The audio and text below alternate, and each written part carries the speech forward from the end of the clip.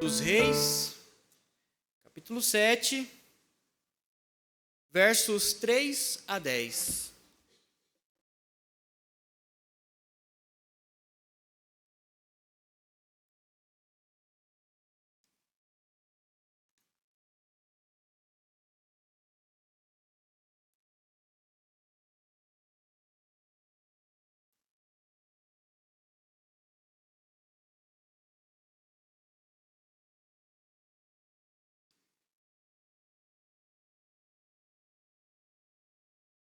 Leiamos com atenção o que diz a santa e inerrante palavra do nosso Deus. 4 homens leprosos estavam à entrada da porta, os quais disseram uns aos outros: Para que estaremos nós aqui sentados até morrermos? Se dissermos, entremos na cidade, há fome na cidade, e morreremos lá. Se ficarmos sentados aqui, também morreremos. Vamos, pois, agora e demos conosco no arraial dos Círios. Se nos deixarem viver, viveremos. Se nos matarem, tão somente morreremos. Levantaram-se ao anoitecer para se dirigirem ao arraial dos Círios. E, tendo chegado à entrada do arraial, eis que não havia lá ninguém. Porque o Senhor fizera ouvir no arraial dos Círios ruído de carros e de cavalos, e o ruído de um grande exército, de maneira que disseram uns aos outros: Eis que o rei de Israel alugou contra nós os reis dos heteus e os reis dos egípcios para virem contra nós. Pelo que se levantaram e, fugindo ao anoitecer, deixaram as suas tendas, os seus cavalos e os seus jumentos, e o arraial como estava, e fugiram para salvar a sua vida. Chegando, pois, aqueles leprosos à entrada do arraial, entraram numa tenda, e comeram, e beberam, e tomaram dali prata, e ouro, e vestes, e se foram e os esconderam. Voltaram e entraram em outra tenda, e dali também tomaram alguma coisa, e a esconderam. Então disseram uns para os outros: Não fazemos bem. Este é dia de boas novas, e nós nos calamos. Se esperarmos até a luz da manhã, seremos tidos por culpados. Agora, pois, vamos e o anunciemos à casa do rei. Vieram, pois, e bradaram aos porteiros da cidade, e lhes anunciaram, dizendo: Fomos ao arraial dos Círios, e eis que lá não havia ninguém, voz de ninguém, mas somente cavalos e jumentos atados, e as tendas como estavam. Até aqui a leitura da palavra do Senhor. Vamos orar mais uma vez. Santo Deus, eterno Pai, nós estamos diante da Tua palavra, que é viva, que é eficaz, que é suficiente para todas as coisas. Mas nós sabemos e cremos que a Tua palavra é um livro divino e não somente humano. E para isso, ó Deus, precisamos do Teu auxílio gracioso com a iluminação do Santo Espírito, para que compreendamos a Tua palavra, para que apliquemos a Tua palavra no nosso dia a dia e para que multipliquemos a mensagem nela contida a todos os que estão à nossa volta. É o que te pedimos, gratos, no nome santo de Jesus. Amém. Meu irmão, quanto tempo você já ficou sem se alimentar? Alguma vez a fome já interferiu em seu humor, raciocínio ou até no seu vigor físico? Algumas pessoas, por motivos de enfermidades, quando ficam um tempo sem se alimentar, chegam até a desmaiar.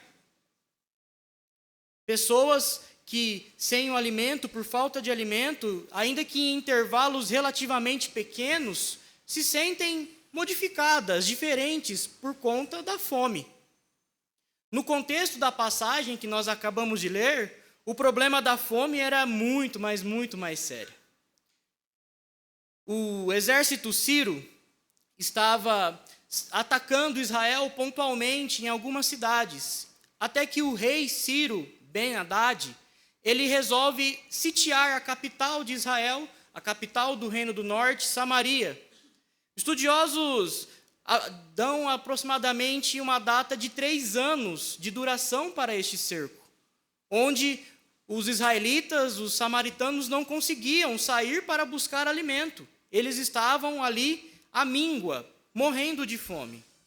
O cerco foi tão eficaz que, na ausência de alimento, o texto bíblico nos narra, a partir do capítulo 6, verso 24, que uma cabeça de jumento, um alimento não muito atrativo e contra a lei dietética de Moisés, estava sendo vendida por 80 ciclos de prata, o que daria aproximadamente 1 quilo deste metal nobre. Uma hortaliça que tem um nome estranho em português, esterco de pombas, que também era proibida segundo a lei dietética, era vendida também com um preço de 50 gramas de prata. A fome era tão desesperadora que nos versos 26 a 29, nós vemos que, do capítulo 6, nós vemos que 2 mães fazem um acordo de cozinharem seus filhos. No primeiro dia, a primeira mãe cozinhou o seu filho e elas se alimentaram deste filho. Quando chegou a hora da segunda mãe fazer a mesma coisa, ela não quis fazê-lo. E então elas vão buscar auxílio com o rei, para que o rei de Israel resolva a demanda. O rei de Israel, por sua vez, culpou o profeta Eliseu por todas essas coisas que estavam acontecendo a Samaria e quis matá-lo. Mas no dia em que os comissários do rei procuraram Eliseu com o fim de matá-lo, o homem de Deus fez uma profecia que em 24 horas haveria fartura de alimento em Samaria. E então seriam vendidos 2 cestos de cevada, ou então 1 cesto de flor da terra, de farinha da terra, por apenas 11 gramas, 1 ciclo de prata. Um preço que era irrisório, uma mixaria que só era praticado quando havia muita fartura de alimento. O capitão do rei zombou do homem de Deus e disse que isso não seria possível, nem que Deus abrisse as comportas do céu. A profecia de Eliseu se cumpriu. E no texto que lemos, nós vemos a narrativa de como Deus quis fazer isso.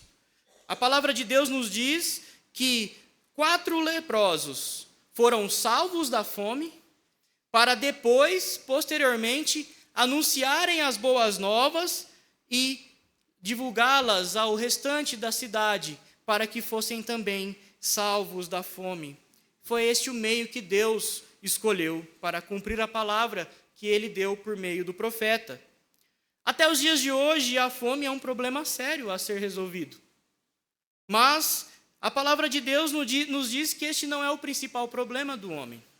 A palavra de Deus nos ensina que nem só de pão o homem viverá, mas de toda a palavra que procede da boca de Deus.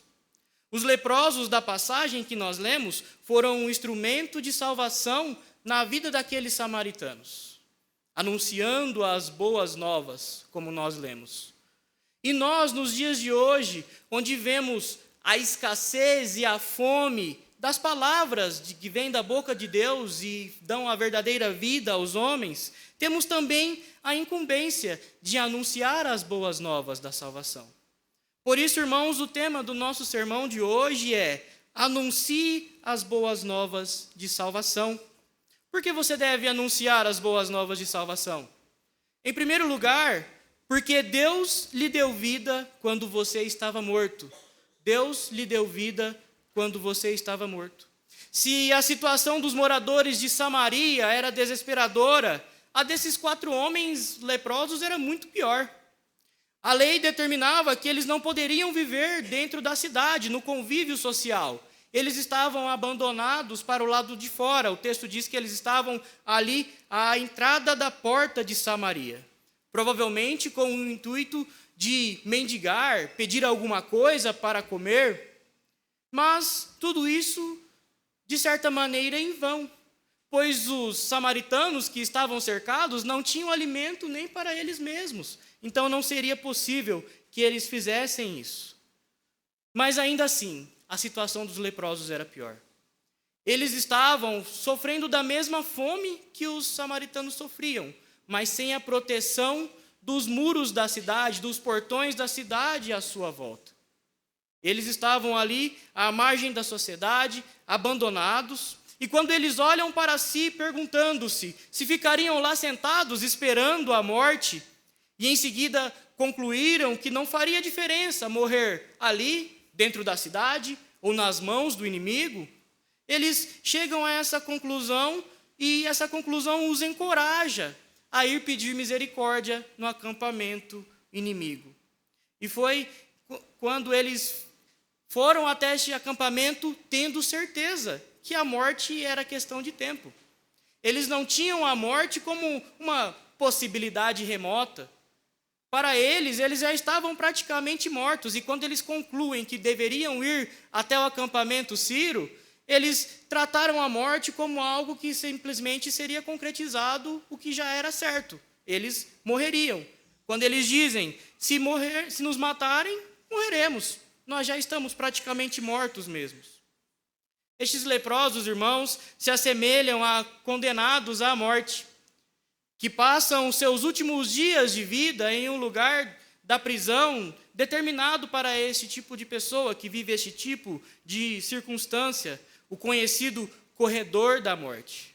Nesses casos, os detentos estão apenas aguardando a formalização, a execução daquilo que já é certo, daquilo que já é uma realidade.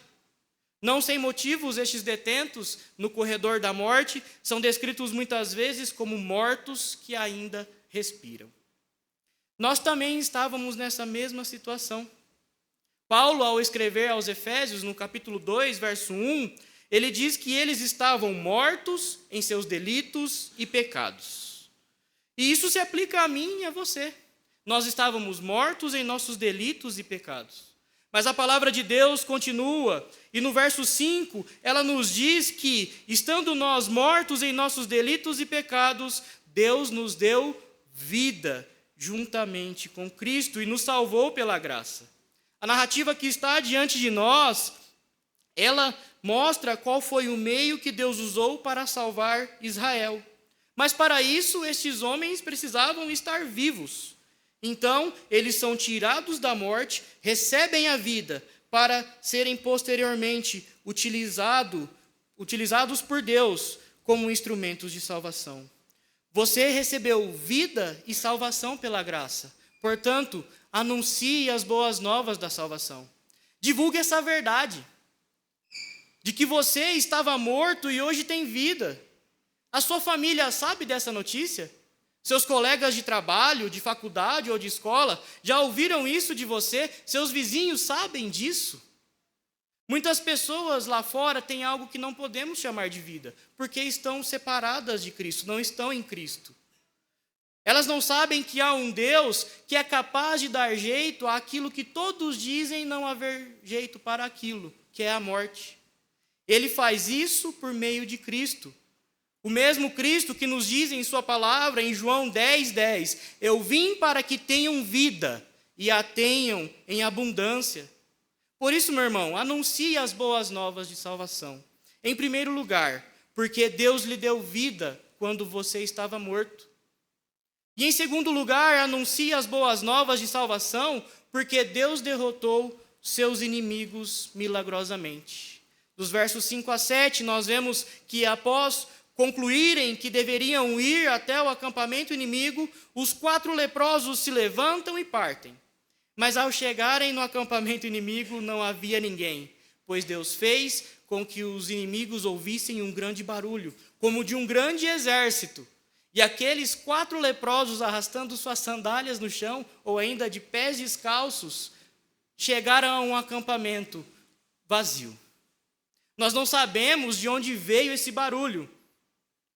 Ou melhor, nós não sabemos o que causou esse barulho, no sentido de materializá-lo. Se foi um vento que veio do desfiladeiro, se foram anjos do Senhor, do exército de Deus que fizeram esse barulho, a palavra não nos diz isso. Mas nós sabemos que foi Deus que fez esse barulho acontecer.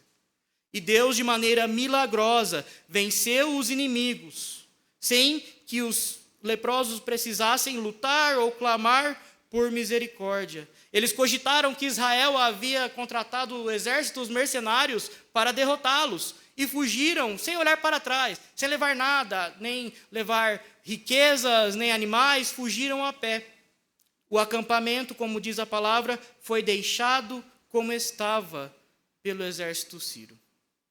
Nesses versos nós vemos ações tanto dos leprosos quanto dos sírios, do exército inimigo. E apesar de serem ações vindas de agentes diferentes, se você notar aí na sua Bíblia, são ações semelhantes que aconteceram ao mesmo tempo. No verso 3 nós vemos que os leprosos estavam sentados e se questionaram. E então, no verso 5, eles se levantam ao anoitecer, no crepúsculo da tarde. E quando o texto bíblico narra a ação praticada pelo exército sírio, diz que o exército sírio se levantou para fugir, no mesmo horário, ao anoitecer, no crepúsculo da tarde. Deus, com a sua soberania, estava dirigindo toda a situação, como ele sempre faz, fazendo com que aqueles leprosos chegassem em um acampamento vazio, salvando a vida deles, para que posteriormente eles pudessem ser instrumento na salvação de Israel em uma batalha que venceram, ainda sem ter que lutar. Em algumas ocasiões, Deus usa a luta do seu povo, Deus usou e usa a luta do seu povo para lhe conceder vitória. Mas ainda assim, no contexto de guerra santa, batalhas que o Senhor quer que o seu povo trave, quando essa batalha é travada, quem luta é Deus e não o povo. A Bíblia deixa bem claro isso. Ele ordenou que acontecesse batalhas em que o seu povo não precisou lutar e venceu. E é isso que aconteceu com esses leprosos. Eles estavam ali desfrutando da comida, das riquezas, como se tivessem vencido aqueles sírios, sem ter pego em armas. Aconteceu a mesma coisa com o exército de Judá, quando, na época do rei Josafá, 3 exércitos vinham contra eles, e Deus diz que o povo deveria ir para a batalha. Só que Deus diz que lá eles não precisariam lutar. E quando eles chegam no campo de batalha, Deus fez com que os próprios inimigos estivessem mortos, uns matando os outros. Como nós vemos no texto sagrado, em Provérbios 21, 31, prepara-se o cavalo para a batalha, mas a vitória vem do Senhor. Eu tenho certeza que no seu dia a dia, irmão, você tem vitórias que muitas vezes são inexplicáveis. Ou então batalhas que você vence e desfruta os louros da vitória sem lutar. E você não entende como aquilo humanamente aconteceu, apesar de saber, no fundo, que vem de Deus. Mas ainda uma vitória que Ele lhe deu, que é maior que todas essas. Ele te deu vida, lhe deu salvação em Cristo Jesus. Ele derrotou o seu principal e maior inimigo, que é o pecado e a morte. Por isso, irmão, anuncie as boas novas de salvação, porque Ele derrotou milagrosamente os seus inimigos. Eu sei que você tem batalhas temporais, aqui e agora, relacionamentos pessoais, vida profissional, vida financeira, saúde, N problemas aos quais estamos sujeitos. Mas a vitória alcançada por Cristo, vencendo o nosso maior e principal inimigo, fará com que todas essas coisas fiquem pequenas. E nós, como consequência, usufruiremos também de bênçãos materiais e temporais. Mas enquanto elas não chegam, nós temos a certeza de que o nosso principal inimigo já foi derrotado milagrosamente por Cristo na cruz. Portanto, anuncie as boas novas da salvação. Em primeiro lugar, porque Deus lhe deu vida quando você estava morto. Em segundo lugar, porque Deus derrotou os seus inimigos milagrosamente. Mas em terceiro lugar, também anuncie as boas novas de salvação, porque Deus lhe salvou para este fim. Dos versos 8 a 10, nós vemos o texto dizendo que quando os leprosos chegaram ao acampamento vazio, notaram que ele estava desocupado, entraram em uma tenda. e a primeira coisa que eles fazem é comer e beber. E nada mais natural do que isso. Estavam padecendo de fome extrema. Seria hipocrisia achar que eles chegariam e diriam: não comeremos, não tocaremos em nada, vamos lá avisar o pessoal da cidade e aí a gente come todo mundo junto. Eles estavam morrendo de fome. Mas nós vemos que eles estavam desfrutando de comida, bebida e riquezas do inimigo derrotado, ainda que não tinham lutado para vencê-lo, até que o narrador da história, após não fazer nenhum juízo negativo quanto a isso, diz no verso 9 que mais uma reunião reflexiva desses leprosos aconteceu. E aí eles dizem entre si: é um dia de boas novas. E se nós aguardarmos o dia amanhecer para irmos avisar os samaritanos que isso aconteceu, seremos tidos por culpados. Ao dizer que se nascesse um novo dia e sem eles terem anunciado as boas novas, eles seriam culpados, nós notamos que os leprosos sabiam ou imaginavam que ao amanhecer havia possibilidade do povo de Samaria saber, sem eles falarem, que o acampamento estava vazio, ou então que era uma armadilha dos sírios e eles voltariam e os atacaria e eles, por fim, acabariam mesmo morrendo nas mãos dos inimigos. A proposta de ficar aproveitando sozinho daquelas bênçãos da salvação, ao invés de anunciá-las, é mais tentadora do que parece. Eles poderiam muito bem ter continuado ali, comendo, bebendo, escondendo mais riquezas. O texto diz que eles acumularam riquezas, levaram para esconder fora do acampamento, voltaram, entraram em outra tenda, repetiram o procedimento, até que eles caíram em si e resolveram anunciar as boas novas de salvação aos seus compatriotas. Nós também sofremos dessa tentação. É muito tentador nós queremos nos fechar em uma bolha cristã, evangélica, reformada, e dizer que nós conviveremos entre nós, e será maravilhoso mesmo. É muito bom conviver entre irmãos. Nós comemos, nos divertimos, falamos da palavra de Deus, nos autoedificamos, mas se nós não anunciarmos as boas novas de salvação, que um dia nos tiraram da morte, que um dia derrotou milagrosamente os nossos inimigos, assim como aqueles leprosos disseram, nós podemos dizer também: seremos tidos por culpados, porque foi para este fim que nós fomos salvos. É muito fácil nós cairmos nessa tentação. Isso é muito bom ficar entre nós.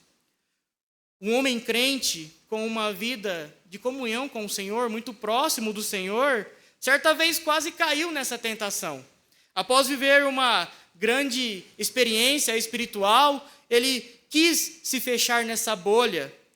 E ele disse a Jesus: é muito bom estarmos aqui, vamos fazer 3 tendas aqui, uma para o Senhor, uma para Elias e uma para Moisés. E este homem foi Pedro, que se sentiu tentado a ficar ali, no Monte da Transfiguração, porque realmente deve ter sido muito bom estar ali. Mas Deus tinha outra finalidade para essa salvação. É uma luta que nós temos que vencer pela graça. Anuncie as boas novas de salvação, pois foi para isso que Deus separou você. Deus separou esses leprosos, e quando nós pensamos nos planos de Deus, na soberania de Deus, em sua providência, e vamos expandir um pouco a vida desses leprosos, eles nasceram em Samaria, cresceram, ficaram doentes com uma doença contagiosa, foram colocados para fora da cidade, no tempo do cerco, para que fossem instrumentos de Deus de salvação. Deus fez isso comigo e com você. O mesmo Pedro, que se sentiu tentado e quase caiu nessa tentação de ficar lá, chegou a pedir para Jesus para ficarem lá. Escrevendo à igreja, em sua primeira carta, capítulo 2, 9, diz que nós somos raça eleita, sacerdócio real, nação santa, povo de propriedade exclusiva de Deus. É muito bom ouvir isso, sentir que somos isso, saber que somos isso. Mas o texto sagrado continua e diz qual é a finalidade dessa salvação: para proclamar as virtudes daquele que nos chamou das trevas para a sua maravilhosa luz. Portanto, irmão, anuncie as boas novas da salvação, porque foi para isso que Deus te salvou e separou você. Partindo para a nossa conclusão, nós pensamos na perfeição da providência divina que escolheu homens tidos como mortos para serem instrumentos de salvação. E nós nos associamos a eles. Estávamos mortos em delitos e pecados. E Ele nos salvou, nos deu vida, para que posteriormente fôssemos instrumentos de salvação. Como? Anunciando as boas novas. Você não é diferente desses homens. Deus escolheu você desde a eternidade para este fim.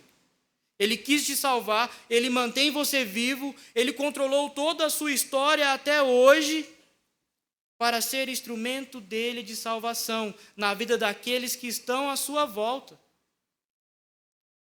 Nós não precisamos ficar esperando um chamado para cruzar oceanos. Não devemos achar que isso é apenas para os missionários ou para pastores, evangelistas. Nós devemos anunciar as boas novas da salvação. O apóstolo Paulo, ainda no capítulo 2 de Efésios, capítulo 10, após dizer que nós somos salvos pela graça e não por obras, e isso é dom de Deus, ele diz, assim como Pedro, o fim dessa salvação, para boas obras que foram preparadas para os eleitos desde a eternidade. Ele não apenas nos escolheu na eternidade, não apenas escolheu nos salvar na eternidade, Ele escolheu nos usar como instrumentos desde a eternidade. Este é o fim da nossa salvação. Nós devemos sim, assim como aqueles leprosos aproveitaram das bênçãos da vitória de uma luta que eles não batalharam para vencer, devemos sim gozar das bênçãos da salvação, mas devemos também anunciá-la. Não devemos ser como aquele mendigo da ilustração que descobriu onde tinha pão de graça e não avisou os seus amigos. Nós precisamos anunciar essas boas novas. Há pessoas próximas a você que precisam ouvir essas boas novas. Na sua cidade, no seu bairro, no seu condomínio ou na sua rua, na sua família, dentro da sua casa. Anuncie as boas novas de salvação. Em primeiro lugar, porque Deus lhe deu vida quando você estava morto. Em segundo lugar, porque Deus venceu milagrosamente os seus inimigos. E em terceiro lugar, porque Deus lhe salvou justamente para esse fim. Que Deus nos abençoe e nos use. Vamos cantar.